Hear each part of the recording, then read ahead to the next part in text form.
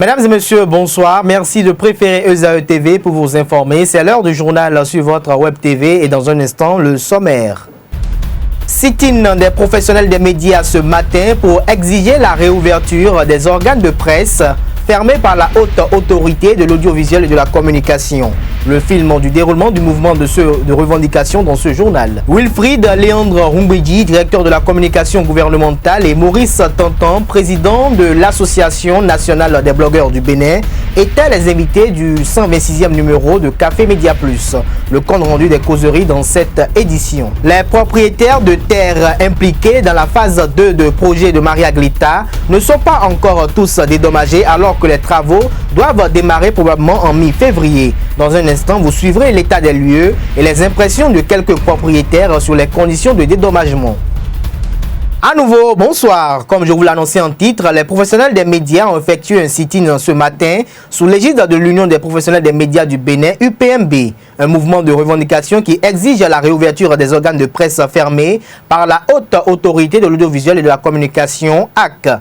Prévu pour se tenir ce matin au siège de la HAC, ce sitting s'est finalement effectué à la Bourse du Travail où il a connu la participation des syndicalistes. Le compte rendu avec Enoch Lahade et Scholastique Ariane Azoman.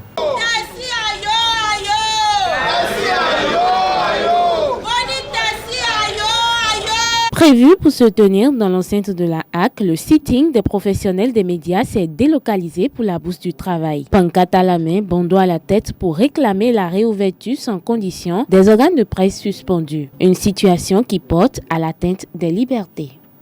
Les journalistes béninois ont fait preuve de la sagesse nécessaire avant de découvrir qu'ils ont affaire à un président de la HAC qui n'est pas prêt à entendre raison. C'est comme cela que l'espace de liberté entretenu par le journal Le Béninois Libéré a été fermé ici par la HAC. 5 ans déjà que les locaux de ce journal sont toujours sous scellés, les employés dispersés dans la nature. En organisant le sitting de ce jour, vendredi 13 janvier 2017, nous exigeons une réouverture sans délai et sans condition des organes victimes de l'excès de zèle d'un président de la HAC qui doit être le seul à connaître les motivations réelles de sa décision. Tout en rappelant que cette fermeture arbitraire et un grand nombre de stations de radio et de chaînes de télévision constitue une négation de la liberté de la presse, nous dénonçons une violation du droit du public à l'information. Une initiative fortement soutenue par les hommes de la société civile et les secrétaires généraux des confédérations et centrales syndicales qui s'indignent contre cette mesure de la haute autorité de l'audiovisuel et de la communication. La HAC, c'est quoi même la HAC? Retransmettez-leur ça et dites-leur que la CSTB ne les a pas vus. Au moment où on se battait férocement, on mourait du temps de Mathieu Kérékou. La HAC qui se croit tout permis, qui interdit, qui prend des décisions pour, n'est-ce pas, interdire les espaces de liberté. Et personne ne dit mot. Est-ce que ce silence du gouvernement, du ministre, n'est-ce pas, en charge de la communication, est-ce que le silence là, ce n'est pas un silence coupable? On devra se poser la question là-dessus. Les professionnels des médias ne comptent pas en découdre si leurs revendications ne sont pas prises en compte. Ils pensent revenir la semaine prochaine pour un sitting à la HAC. Le 126e numéro de Café Média Plus, premier numéro de l'année 2017, s'est déroulé ce vendredi 13 janvier à la Maison des médias Thomas Meillanson. Maurice Tantan, président de l'Association nationale des blogueurs du Bénin, a animé le premier panel relatif aux vices et erreurs dans l'utilisation des réseaux sociaux. Et au second panel, c'était le directeur de la communication gouvernementale, Wilfried Léandre Rumbedji, qui a répondu aux questions brûlantes liées à l'actualité nationale. Le compte rendu des deux causeries avec Karine Adeniyi et Leandro Kodo. Au premier panel de cette causerie qui réunit les professionnels des médias, réseaux sociaux, vices et erreurs à éviter est le thème choisi. Maurice Tanton s'est attelé à révéler les pièges que les utilisateurs de ces plateformes doivent éviter. Si vous êtes professionnel dans un domaine, dans une entreprise, vous savez qu'il y a des règles il y a votre employeur qui va vous imposer certaines règles, il y a certains règlements intérieurs. Donc il y a des choses que vous n'allez pas exposer sur les réseaux sociaux, donc il ne faut pas le faire. Le secret professionnel, donc il ne faut pas dévoiler, il faut faire attention. C'est parce que c'est les réseaux sociaux que vous mettez tout en ligne. Toutes les boîtes qui recrutent des gens vont faire enquête sur vous, vont taper votre nom sur Facebook, sur Google pour voir à quoi ressemble votre vie, votre identité numérique.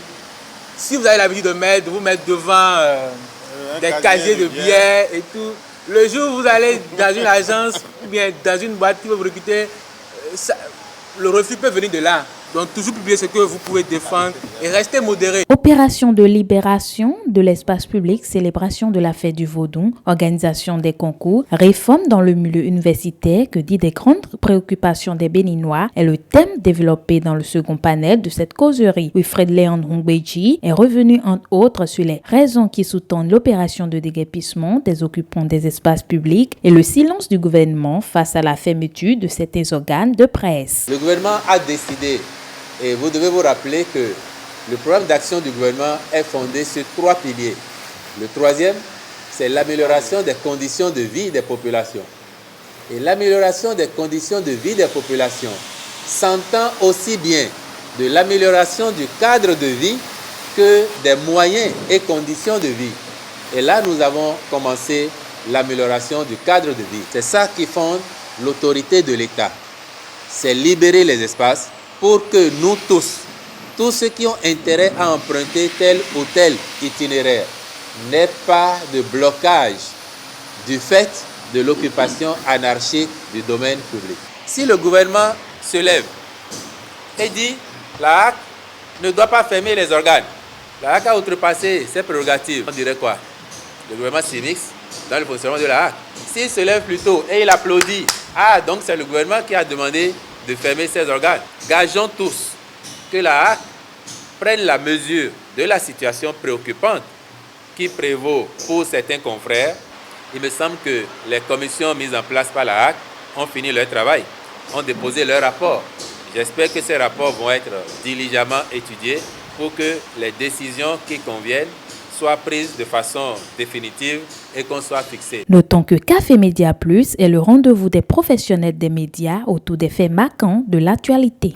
Dans quelques jours, la phase 2 du projet Maria Gleta rentrera dans sa phase opérationnelle avec pour objectif la construction d'une centrale thermique de 400 MW. Le domaine de 20 hectares retenu pour abriter les installations est source de polémique et ceci à cause de l'opération des dédommagements des propriétaires qui n'a pas encore atteint l'unanimité. Une équipe de la rédaction de ESAE TV s'est rendue sur le site afin de s'imprégner des réalités sur le terrain. Le constat à travers ce reportage que je vous invite à suivre. Vous avez appris qu'on est en train de dédommager déjà les présumés propriétaires des terres à Maria Gleta. Nous sommes à Maria Gleta. Ce vaste domaine est celui retenu pour abriter les installations de la phase 2 du projet de construction d'une centrale thermique de 400 MW. Ici, le processus de dédommagement des propriétaires terriens impliqués dans la réalisation du projet est effectivement enclenché. Sur le domaine, certains riverains ayant touché leur compensation ont déjà quitté les lieux. D'autres y sont encore présents pour diverses raisons. Moi-même, je ne suis pas le propriétaire terrien. J'ai loué ça chez une dame qui est venue me confirmer qu'elle a déjà pris son argent. Donc là où je ne suis plus dans ses mains. Donc j'ai affaire maintenant avec l'État. Les gens disent qu'on va nous casser. Mais moi j'ai dit quelque chose. L'État ne peut pas nous casser dans une précipitation. Pour le projet, pour les premiers sinistrés, on les a donnés au moins 6 mois. Nous, maintenant, on a eu notre dédommagement dans le mois de décembre.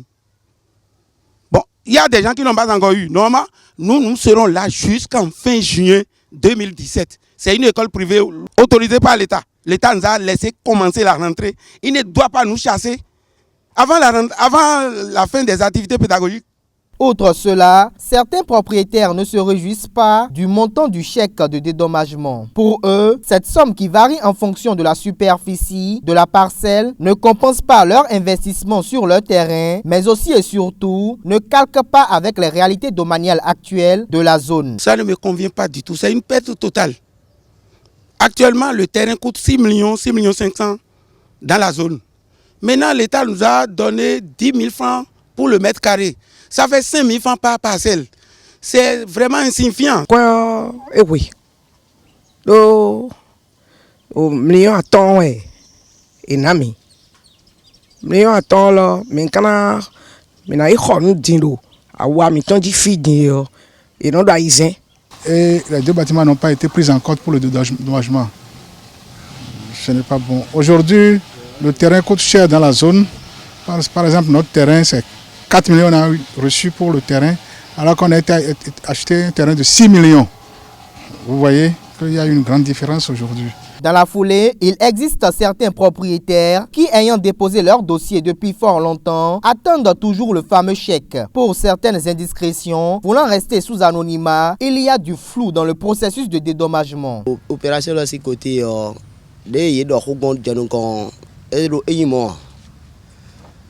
mais les biga iko média comme de nous et là ça doit bodo média à gardon bodo à choisi je bleu tombo et polo les medo midi donc mais quand nous kudo mais il me nous comme bodo nous comme média so et de la biko iko bo ton po boko je carré ton yo là et polo mi me mako mon da ko ala ni o jejo o plaque jejo e bodo kwaro ka dante jeji e do kwaro o ni o wema akumasi wemaji ero kwa jijo macheji de gbon foro nti ome bon kale mo chekia e wenu pacha yan. Cependant, les populations ne voulant pas défier l'État attendent juste l'obtention de leur chèque de dédommagement pour vider les lieux. Soulignons au passage que l'Agence nationale du domaine et du foncier est la structure qui a en charge le dit dédommagement. Le mois de février prochain sera le délai retenu pour le passage du bulldozer qui devra nettoyer ce domaine qui s'étend sur 20 hectares. Après le créateur, c'est le gouvernement qui est le propriétaire terrien. Donc moi, je suis obligé d'accepter. Et le peu qu'on m'a donné, bon, j'ai réalisé de bonnes choses. La vente à la sauvette est une activité qui consiste à vendre les articles tels que les gadgets dans les feux tricolores. Une activité qui prend de l'ampleur de plus en plus dans les villes du Bénin. Le constat est criard à Cotonou et comme toute activité lucrative, elle regorge des difficultés. Tatiana Kpade et Mounir Dorego pour le reportage.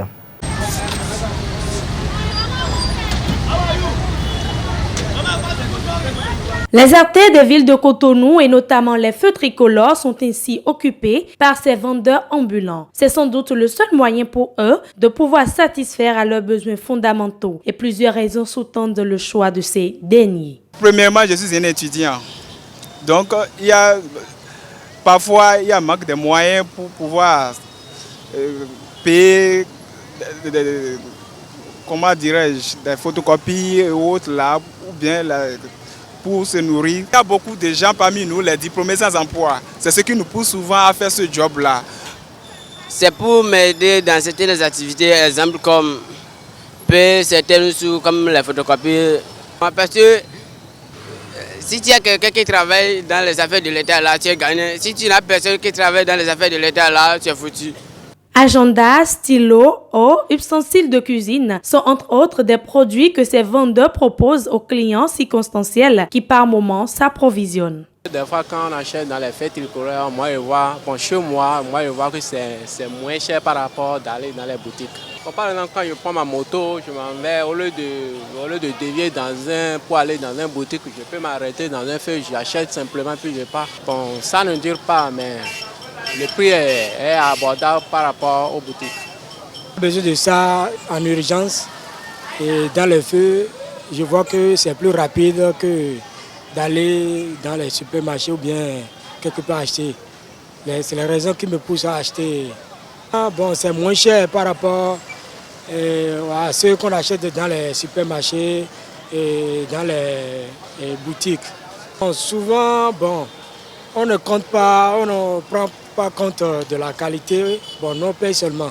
Il faut dire que ces différents vendeurs qui n'attendent que le feu passe au vert ou que l'homme en uniforme ne donne le top pour se sauver sont confrontés à diverses difficultés et courent d'énormes risques. Par exemple, les clients maintenant, même s'ils savent le prix réel, ils cherchent aussi à discuter là-dessus. Il y a des gens, parfois quand tu augmentes le prix, par exemple, ils s'énervent et ils laissent. de ne plus payer parce que tu l'as déjà surmonté. Et parfois, il y a aussi des méventes. Tu vas venir un jour maintenant, tu vas venir aller payer, mais aller à la maison les poches vides sans vendre quelque chose. Mais les difficultés qu'on rencontre souvent dedans, souvent les clients, même si on a le prix des choses, si on les dit, ils ne veulent pas payer. Toutefois, ce métier nourrit bien son homme. Les informations hors de nos frontières pour mettre un terme à cette édition, c'est à travers la page Inter que nous propose Anifat Boukari et Aurel Kwasi. Démarrons les actualités par le Gabon. L'ex-ministre du pétrole incarcéré. C'est une série d'incarcérations retentissantes qui se déroule ces derniers jours au Gabon. Malgré Ngambia, qui cumulait 6 ministères sous le premier septennat d'Ali Bongo, a été incarcéré. S'est ajouté Blaise Wanda, qui gérait un projet d'assainissement de Libreville financé par l'Union européenne. Une autre personnalité qui les a désormais rejoint. Limogé lundi 9 janvier, l'ex-ministre du pétrole, Étienne Dieudonné Ngoubou, dort maintenant en prison. Au Mali, le 4e forum économique Afrique-France à Bamako se tient ce vendredi à Bamako, en marge du 27e sommet des chefs d'État du continent et de leurs homologues français. Une conférence qui se termine samedi. Le président du MEDEF, Pierre Gattaz, conduit une délégation d'une soixantaine de chefs d'entreprise qui rencontrent dans la capitale malienne les représentants de 25 patronats africains. Afrique-France, dernier rendez-vous de François Hollande avec le continent. Levée de rideau pour le 27e sommet d'Afrique-France qui se tient ce vendredi et samedi à Bamako au Mali. Autour des présidents français et maliens, leurs homologues du continent ont répondu présents puisque 31 chefs d'État et de gouvernement sont attendus dans la capitale. Un rendez-vous qui doit faire la part belle à l'économie. Et pour finir, médiation de la dernière chance